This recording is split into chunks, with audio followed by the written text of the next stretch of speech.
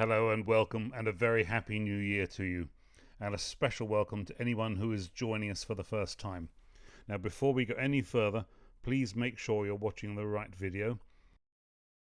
This one is for instrument players, so if you're a singer, please choose one of the other videos, which are all for singers. Now, I hope that everyone enjoyed a good Christmas, and I especially hope that everyone managed to stay well. We've a great one for you this month, one of the most famous hymns of all people that on earth do dwell. Now, before we talk about that, I have an exciting announcement to make. Our wonderful international online choir and orchestra has a new name. And here it is. With Cheerful Voice. This is, of course, from the second line of All People That On Earth Do Dwell, so that makes that the perfect choice for our first hymn this year.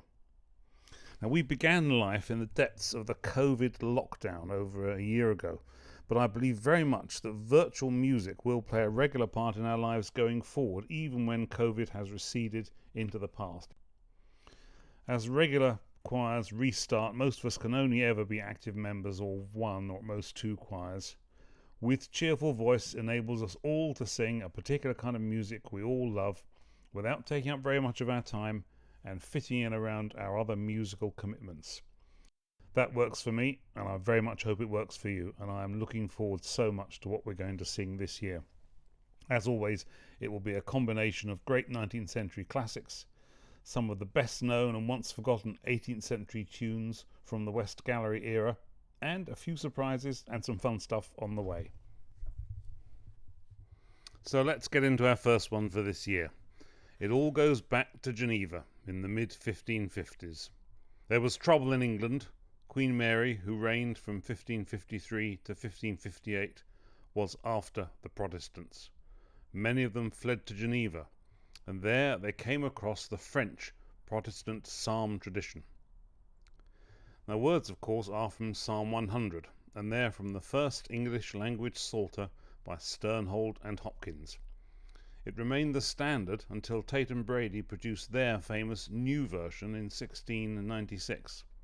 But this was one of the few psalms to survive from the old version on account of its popularity, and hence, therefore, its name. This musical setting, so well known in so many countries, is really the work of these three gentlemen, two Englishmen and a Frenchman.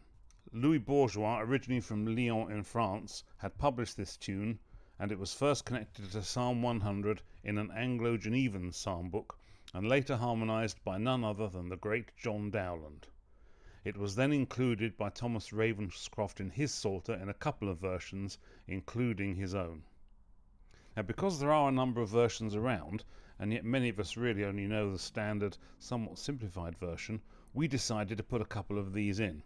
So we're going to sing two of Dowland's versions and one by Ravenscroft, as well as an edition which was prepared by Nicholas Markwell, our own musical editor, some years ago. The versions don't differ very much, so it's not like you've got to learn three different tunes. It will be more a case of keeping your eyes open for some small but interesting variations now and then. Now, more about all that in a minute. First of all, some guidance on how to record yourself. Again, if you've done this many times and are very familiar with the process, I will let you skip forward to the point in the video that's shown on the screen, with a request only to please do your best to avoid any background echo, hiss or hum on your recordings. This video will show the music, and it will play a guide track that you sing along to or play along to.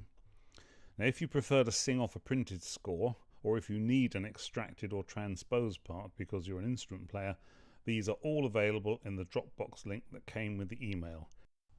If you want a particular version that isn't there, please send me an email and I will do it for you, and my email address is at the end of this video.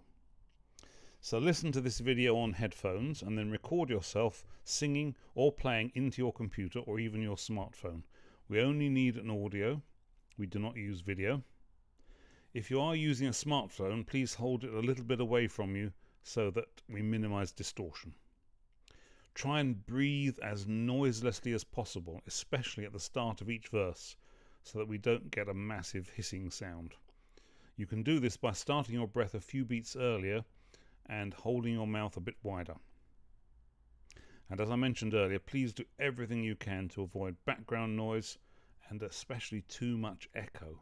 If you're in a very echoey room, can you move to a different room maybe that's got less echo? And try and avoid getting a background hum or hiss, and this sometimes happens if you are using a smartphone and you've placed it on top of the computer. And please make sure we can't hear the guide track in the background. Now, if anything goes wrong, particularly if you're somewhere into this piece, you don't necessarily need to redo the whole thing. Just keep going, record the remaining verses as usual without breaking tempo, that's really important, and then afterwards make another recording just of the verse that went wrong and send that in, and we can stick all that together. So now let's get ready to play this arrangement of one of the most well-known hymn tunes in the world. First of all, you play through the tune in the standard version, and then verse 1 is sung to that version. And the tune here throughout is in the tenor line, so please make sure that that plays out very strongly and firmly. Verse 2 is Ravenscroft, verse 3 will be unaccompanied, so you get a break, and verse 4 is Dowland, and then verse 5 is back to the same version as for verse 1. The differences are relatively minor, but they are fascinating and beautiful in their own way, so watch out for them and enjoy them. Now this is a mighty hymn, so play it in a stately, powerful way.